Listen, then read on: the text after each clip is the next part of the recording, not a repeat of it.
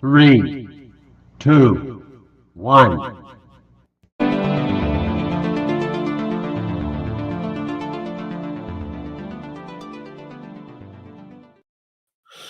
Hello and welcome. Happy Sunday back for another episode of the Fantasy Football Happy Hour podcast.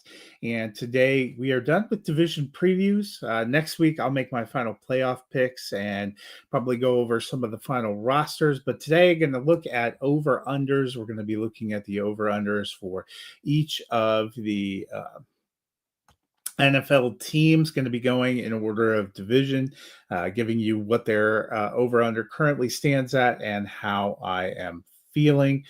But let's talk about some of the latest news and notes.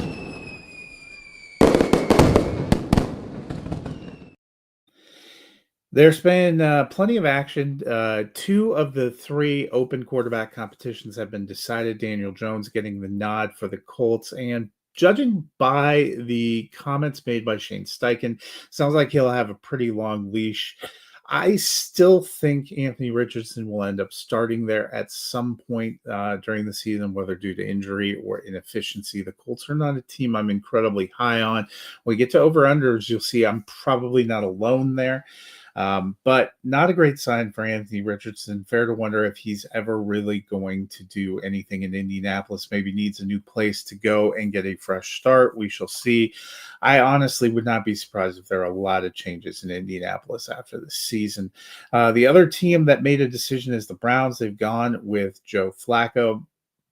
A lot of talk is, Kenny Pickett's been injured. We haven't seen him play this preseason, but they are going to keep four quarterbacks, and he's going to be number two, Gabriel number three, and Sanders number four, or potentially a cut candidate. I thought he looked really good his first outing in the preseason. Did not play in week two because he was injured. Yesterday was the third quarterback in. A lot of mixed feelings about the play calling and the players he was settled with, but he did not look good. Gabriel, I thought looked okay in his first outing in game two. I thought he looked pretty good yesterday. But Flacco going to be the starter. The Browns, another team people are not incredibly bullish about.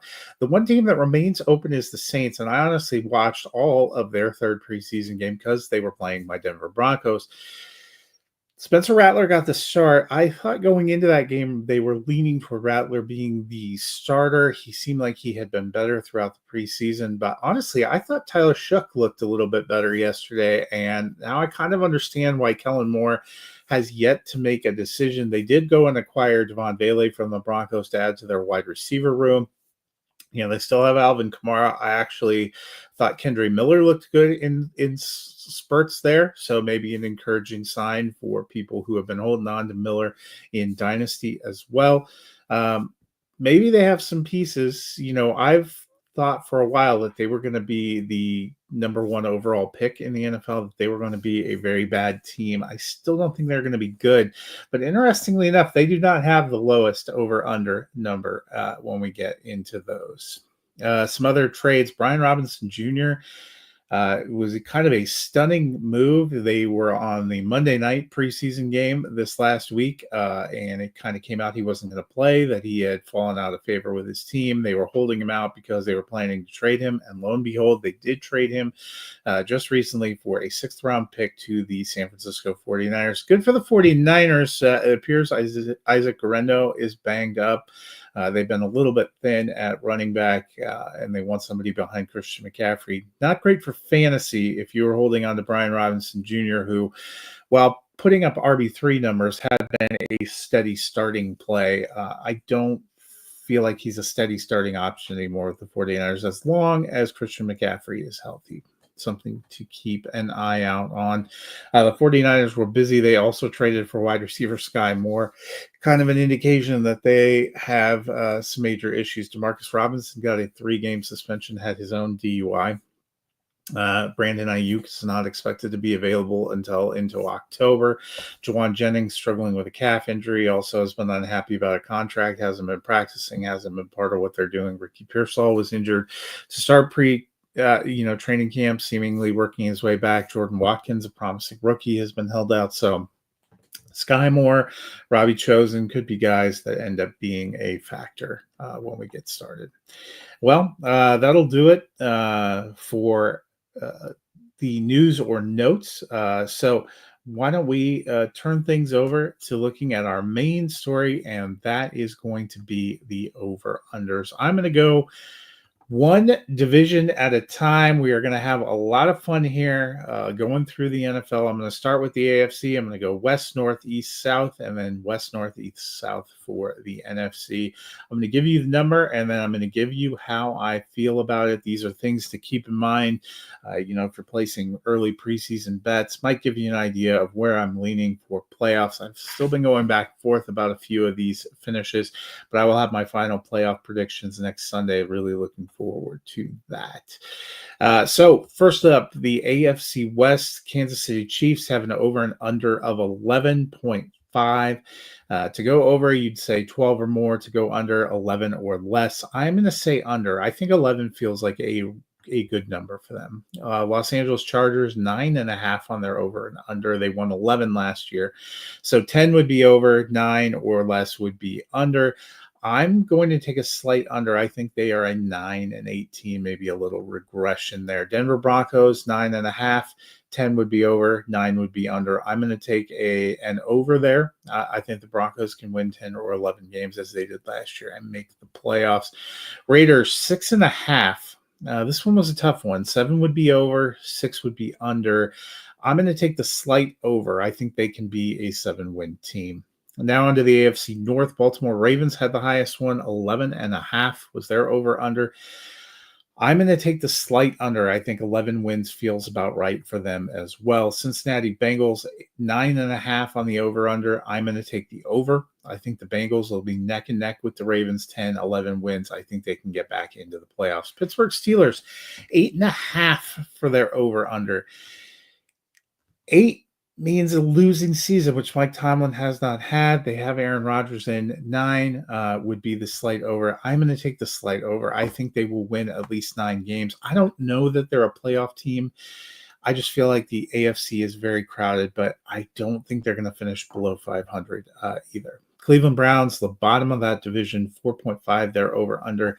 I struggled with this. They have the pieces. 5 wins, not incredibly tough. But I am going to take the slight under and say they are around 4 wins. Not a great team. AFC East, Buffalo Bills, 11.5. I'm going to take the over. I think that they will potentially be the number 1 seed in the AFC. I like them to get to 12 wins. New England Patriots, interesting one, 8.5 is their over under. I'm going to take the over. I think they can get to 9 or 10 wins and be in the playoff conversation. Miami Dolphins, 7.5 over under. I'm going to take the under. I just have not been in on the Dolphins this season. New York Jets, a rough one, 5.5 as their over under. I had some early optimism. They haven't looked great.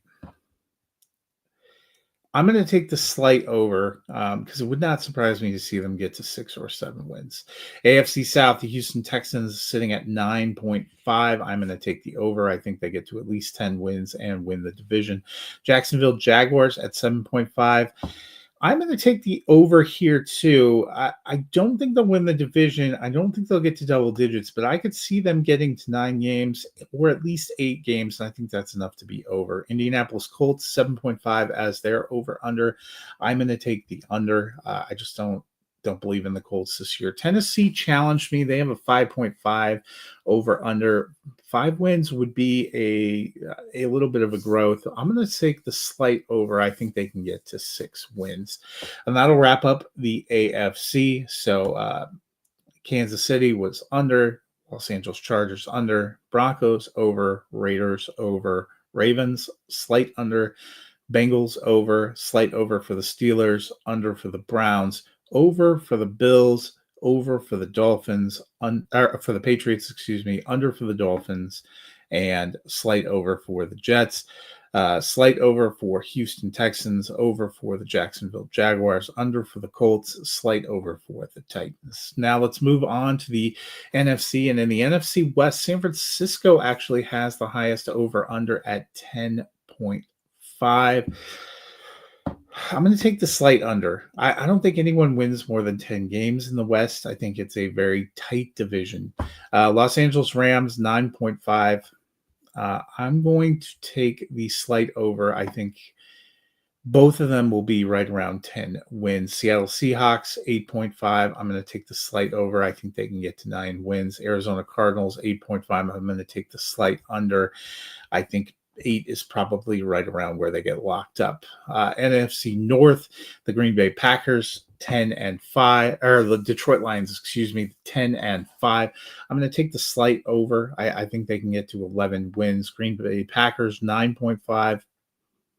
That one's pretty close to a push for me, but I am going to take the slight over. I'm going to say they get to 10 wins. Minnesota Vikings, 8.5. I'm going to take the under. I think the Vikings take a step back this year.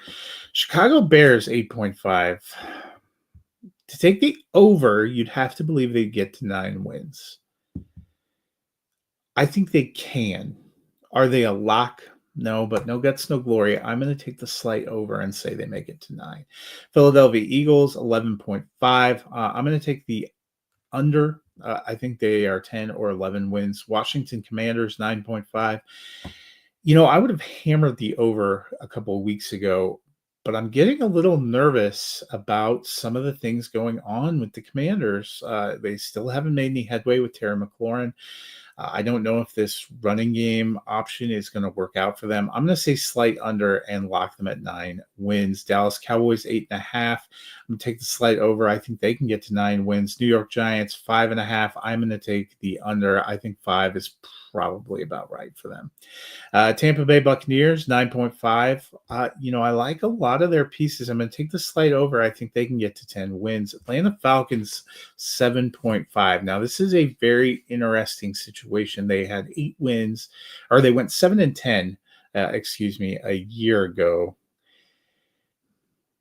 Can they win a lot more games?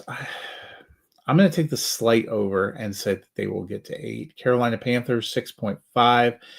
That feels like a really good number for them. I'm going to take the slight over and say they can get to 7. New Orleans Saints, 5.5. I'm going to take the under. I just still don't believe that they are a great team. So that wraps up the NFC. We'll recap it here. San Francisco 49ers, slight under from 10.5. Los Angeles Rams, slight over at 9.5. Seattle Seahawks, slight over at 8.5. Arizona Cardinals, slight under at 8.5. In the NFC North, Detroit Lions, slight over at 10.5. Green Bay Packers, slight over at 9.5. Minnesota Vikings, under at 8.5. Chicago Bears, slight over at 8.5.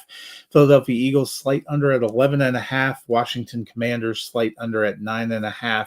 Dallas Cowboys, slight over at 8.5. New York Giants, slight under at 5.5. Tampa Bay Buccaneers, slight over at 9.5. Atlanta Falcons, slight over at 7.5. Carolina Panthers, slight over at 6.5.